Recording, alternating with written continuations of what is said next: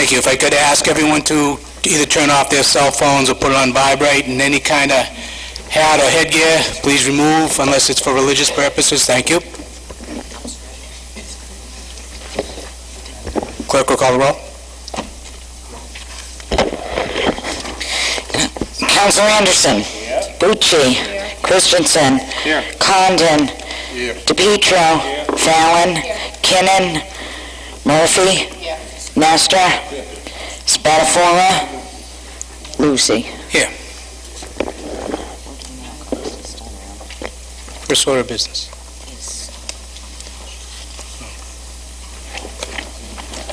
Tonight we have the fire department, the command staff, to give us a report discussing fire safety issues. We have Chief Murphy and Deputy Chief Walsh. How are you doing, Council? First, I'd like to take this opportunity to thank the Council for letting us appear before you tonight in this matter. For the people who don't know me, I'm Tom Walsh, 32-year member of the Malden Fire Department. I've been a Deputy Chief for 17 years. I'm also the Director of Emergency Management for the city, and I've held that position for over 6 years. My appearance tonight is to request that the Council seriously consider having the fire department restored to a level so that we can operate 4 engine companies and 2 ladder trucks in the city for the next fiscal budget. We understand that fiscal times are dire, but I believe that everyone eventually has to realize there's an absolute minimum. We believe that 4 engines and 2 ladder companies is the minimum. Malden is a community of almost 60,000 people. We are the 17th largest municipality in this state. We should be able to provide them at least adequate fire protection. Since we went down to 3 engine companies and 2 ladder companies, we have recognized the amount of times we've been vulnerable in this city. There were a couple of weeks when we operated 4 engines and only 1 ladder truck because of mechanical issues, and again we were vulnerable with only 1 ladder truck. The vulnerability comes when your apparatus is tied up in time-consuming incidents, and then a call for a fire comes in. When you have only 1 truck, then you're dependent on another community to fill the needs, and sometimes the closest city can't give you aid at that particular time. So when you take a company like we did with the engine 4, then the remaining companies have to pick up the additional calls, which means there are more of a likelihood that they could be committed to another incident when that fire call comes in. This is a major problem because not only are we down an engine, but the engine who could respond in a more timely fashion is already tied up. There was talk before about using other vehicles to respond to medical calls, but that would not work because you're separating your crews from their equipment if you do get a call for a fire. The Malden Fire Department prepares to fight fires. That's our main function. But we do respond to almost every other call imaginable, especially medical calls. The fire department has 55 EMTs working now. This is the commitment we made to the community so we can provide good medical attention until the ambulance company does arrive. I look at the city of Medford. They have 3,200 less people than we do. They operate 5 engine companies and 2 ladder trucks, and they have a minimum of 22 people on duty at all times.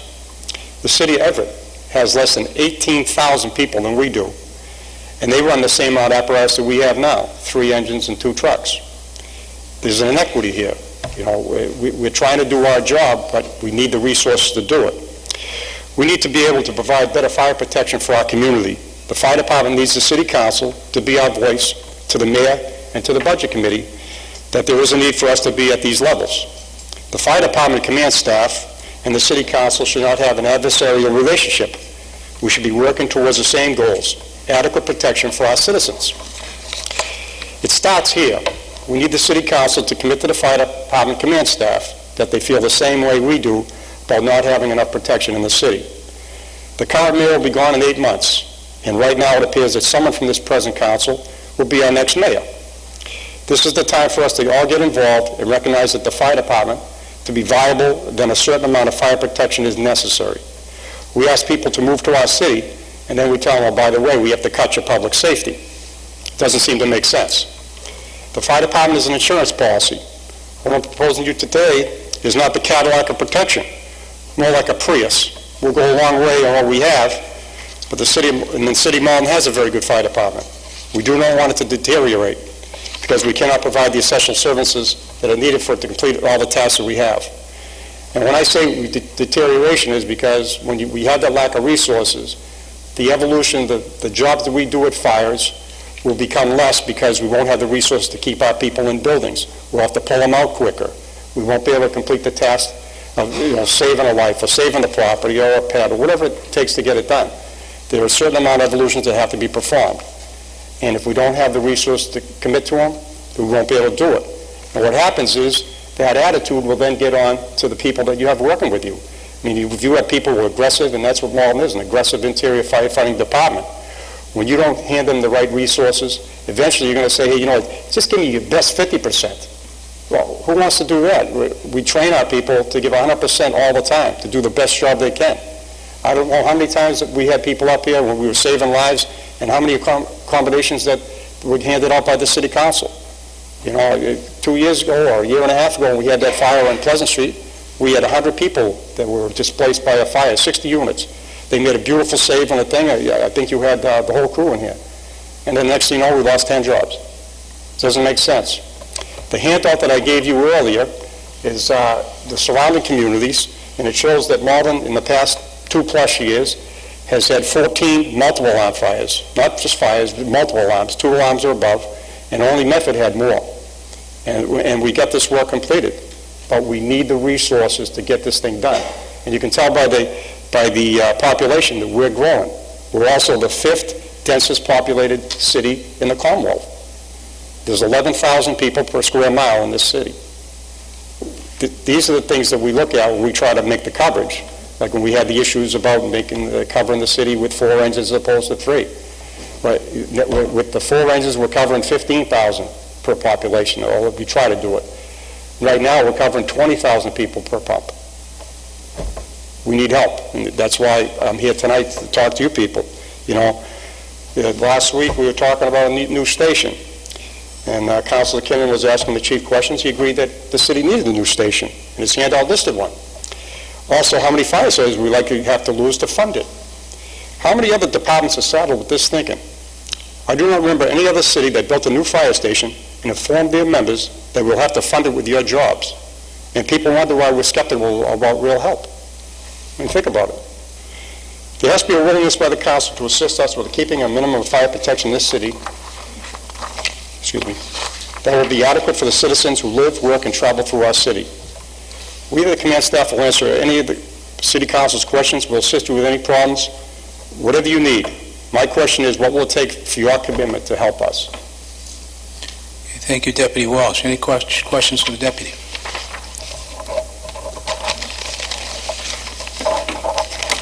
Councilor Fallon. Thank you, Mr. President. Thank you for taking the time to speak with us tonight, Deputy Chief Walsh. I actually, if you don't mind, just want to, while you're here, you know you have my commitment. So without belaboring that, and we do have a couple of items on the docket tonight through which we're hoping to reconvene the committee that you were talking about, and we plan to ask the mayor to reappoint that committee and make it an active one. But while you're here, I wanted to thank you for the work and the firefighters who are here in the audience, and thank you for the work that you did at the fire the other night in Ward 6 on Lebanon Street. I think that and the other examples of the fires that have taken place, Porter Street and other places, really drive home to us that we do require the building of capacities and manpower, the reinstatement of the apparatus, and then also a long-term plan, which includes the building of a new fire station. So thank you. Thank you, Councilor Fallon. Anyone else? Councilor Christensen. Thank you, Mr. President. Thank you, Mr. Walsh, for being here this evening. Just a couple of questions. First, I think you have all of our commitment on doing what we can in the environment that we're currently faced with. On your point about trying to get back to where you were last year, are you, when you suggest that, are you saying it should be immediate? Meaning that we have 4 engines operating now. We got a commitment from the mayor to the end of the fiscal year. That's why I said for the next fiscal year coming up. Okay. But we do have it. We're operating on overtime if we go down below the 20. But it's only going to be till June 30th. At that point, we'll have to take that engine out, which is what we don't want to do. So that's why we're looking for that commitment from the council to go forward. And our thing is this, I know that Councilor Kinnon, I know you had asked last week, you were saying, well, you've come before us before for money. We haven't really come before the council for money. What we're coming for is a voice so that we get to, whether it's somebody on the 6th floor or whatever we're trying to get, we just need more people to buy in when we're looking for help, whether it's to rehab the station or to get a capital improvement on, to get apparatus. What we need is a commitment from you people to say, you know what, you guys are important. We need to get these things done. And that's all we're trying to accomplish. The command staff is only looking out for the best interest of the citizens of the city. There's no hidden agendas, and I can tell you right now, there's no political situation here. All we're trying to do is get the job done. And it ties our hands when the resources are lacking. And let me just expand on that a little bit. My feeling is this. At some point, we have to say the minimum is, say, 4 and 2. If there is a tight year where you don't have the money, and some of you know I do have a business background, I wouldn't normally say this, but maybe that 1 year you actually, put the money out on a bond and carry it, and then you put to the voters in November and you say to them, look, we thought in the best interest of the city, we carried the ball this year, but we need a vote from you people to see for an override. Now, no one likes an override, but if I know that in the history of overrides, specifically driven questions are usually the ones that are most successful. So in that thing, I'd say, well, if you're really interested in the fire department to maintain a certain level, then put it out to the people. The problem that we face every year is that the cart is before the horse. We end up saying, hey, geez, we don't have any money, but we'll have to cut you. Or we can't go for an override, by the time it gets okay. And we lose out on both ends of it. My thing is this, if the commitment's from the council and they say, you know what, we do need to have this. This is the bare minimum we need for 60,000 people in this city. We can't go lower. We will carry it. Then put it out to the people. Let the people finally decide. If they decide, hey, you know what, we can't carry the fire department, then we'll all know, and then it'll be out there. But to go through years of where the cuts are, eventually you have to stop somewhere. How do I keep telling the people? How do we, as a command staff, go back to our people and try to keep morale up and say, people just don't care about us, And truthfully, that's what happens when the cuts keep coming in. We don't want to come before you guys. Oh, hey, how many times? Everyone knows who I am. Everyone knows have you ever been denied a favor or a request? We try to help out as much as we can. But at the same token, when we come up to you and we say, look, here's what we need. This is what we need. This isn't a luxury. This isn't a frivolous request. This is something we need for everybody, for the citizens of the city. And I know that's all we're trying to accomplish. Yeah, and I know you were active back in 2009.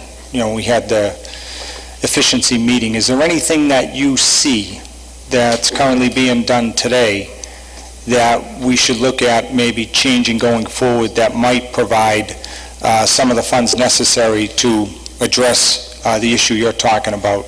For instance, I remember one in the report I thought had to do with fire alarm boxes, about whether or not we should be investing long-term in those boxes. And the point I'm trying to make is if not, those funds could then be, steered back maybe to some of the items that you're talking about. Have you given that any thought? Well, that has been done, Council, but we haven't filled some positions in the wire gang.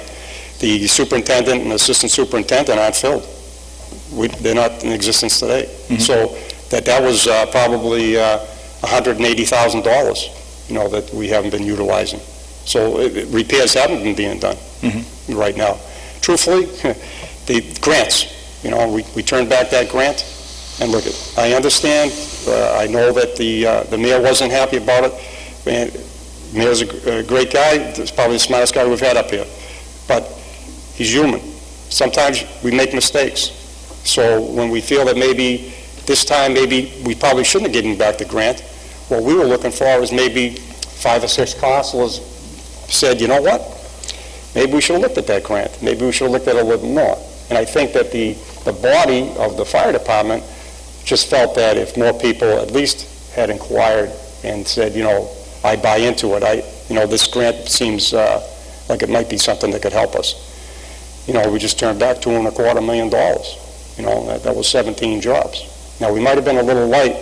We don't have professionals doing our grants, and we learn as we make our way through it, and we probably could have got more money per person on it, but it definitely would have helped us. And there was no tie-in. There was strictly a cash for whoever you had, and that's what it was. But, we'll continue to try to look into those avenues, but, there's some frustration at the level of Washington, because we have connections down there. Yeah. When we turn back the money, we've turned back $3 million in the past 2 years.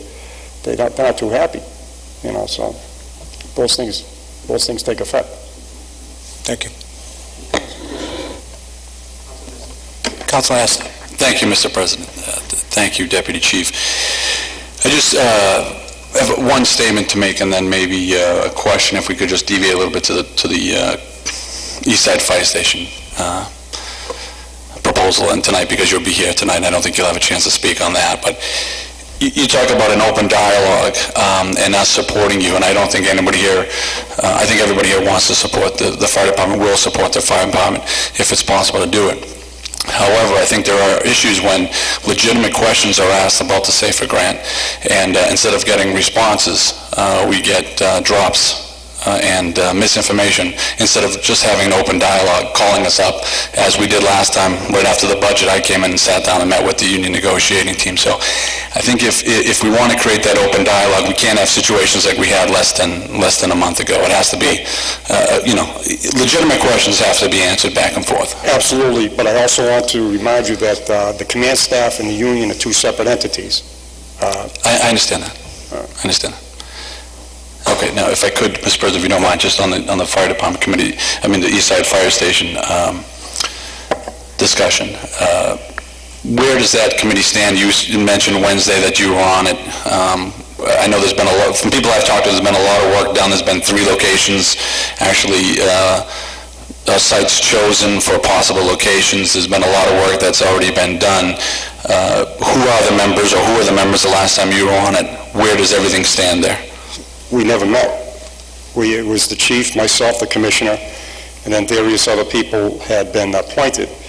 And when we had meetings, it was directly related to the Linden station that we had no voice in any way as far as that went.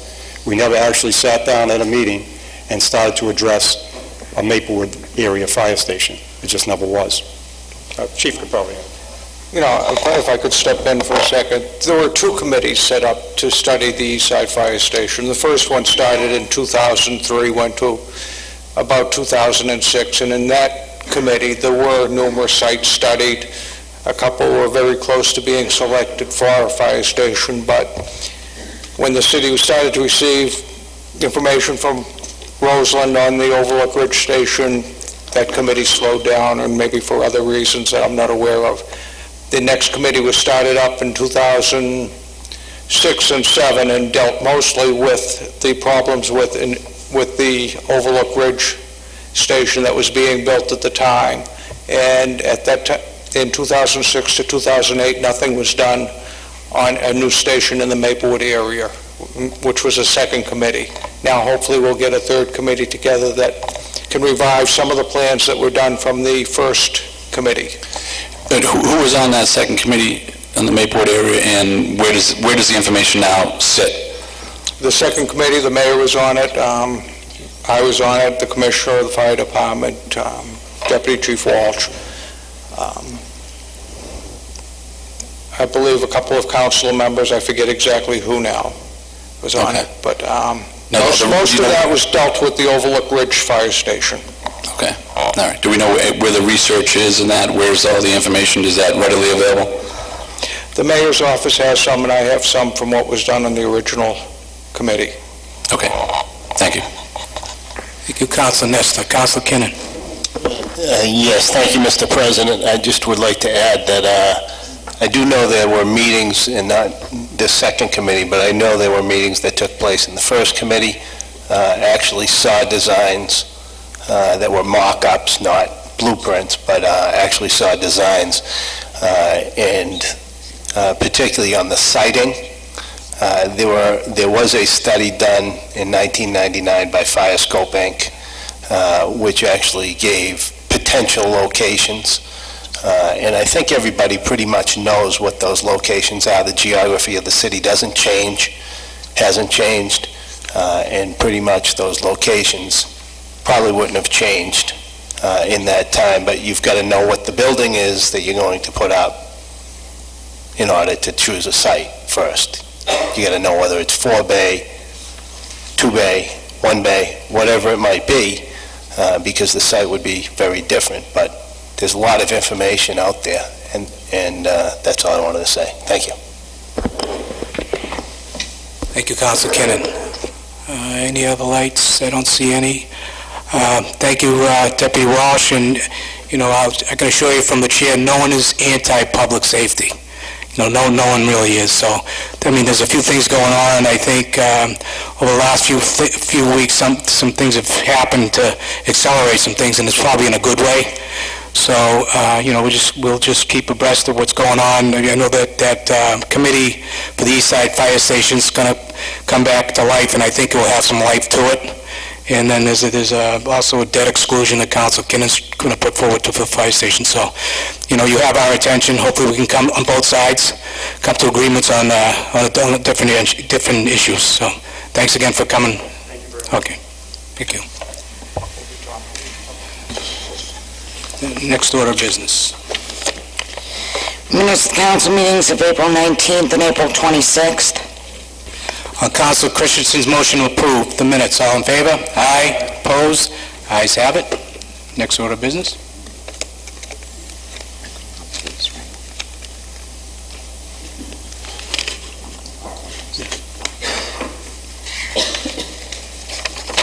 Dear members of the council, pursuant to the provisions of law, I hereby reappoint Thomas E. Dennehy of 168 Malden Street, Malden, Massachusetts, as fire commissioner, said term to expire March 1st, 2012. I hereby reappoint Edward Norton of 145 Glenwood Street, Malden, Massachusetts, as a member of the Malden Redevelopment Authority, said term to expire May 1st, 2013. I hereby reappoint Diego Baracelli of 33 Glen Street, Malden, Massachusetts, as a member of the Redevelopment Authority Board, said term to expire May 1st, 2014. I hereby appoint Robert Foley of 95 Bell Rock Street, Malden, Massachusetts, as a member of the Malden Redevelopment Authority, said term to expire May 1st, 2015. Mr. Foley will replace Jeffrey Aber, who has resigned from the board. I hereby reappoint Timothy L. Glynn of 31 Newbury Street, Malden, Massachusetts, as a member of the Planning Board, said term to expire March 1st, 2015. I hereby reappoint Lorraine Danka of 530 Highland Ave, Malden, Massachusetts, as a member of the Malden Planning Board, said term to expire March 1st, 2015.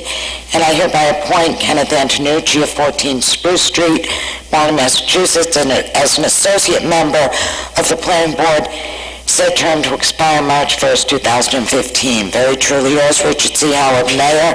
Confirmation is required. On Councilor Anderson's motion to refer the appointments to the Appointment Committee, all in favor? Aye. Opposed? Appointments are referred to the Appointment Committee. Next order of business.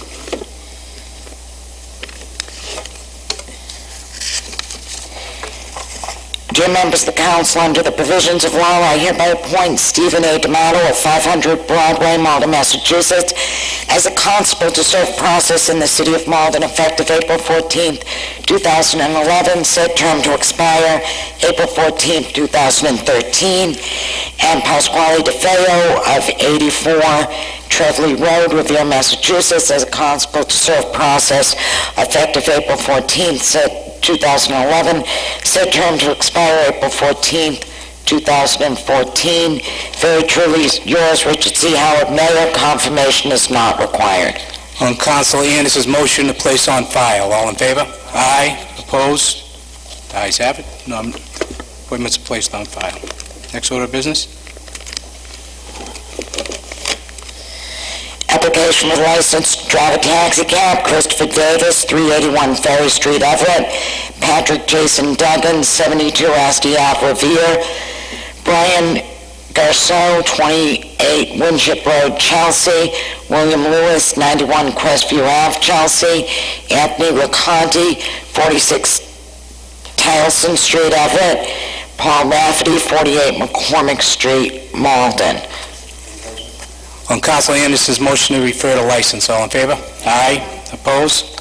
Application is referred to license. Next order of business. Application for a renewal of a pool table license, Malden Lodge of Elks, number 965, 37 Florence Street. On Council Anderson's motion to refer to license, all in favor? Aye. Opposed? Papers referred to license. Next order of business. Resolved that it is the sense of the City Council that the Traffic Commission consider the installation of traffic signals and a pedestrian crosswalk and handicap ramps at the intersection of Broadway, Truman Drive, and Baird Street. Councilor Bucci. Councilor Bucci? On Councilor Bucci's motion to move to traffic, all in favor? Aye. Opposed? Papers moved to traffic.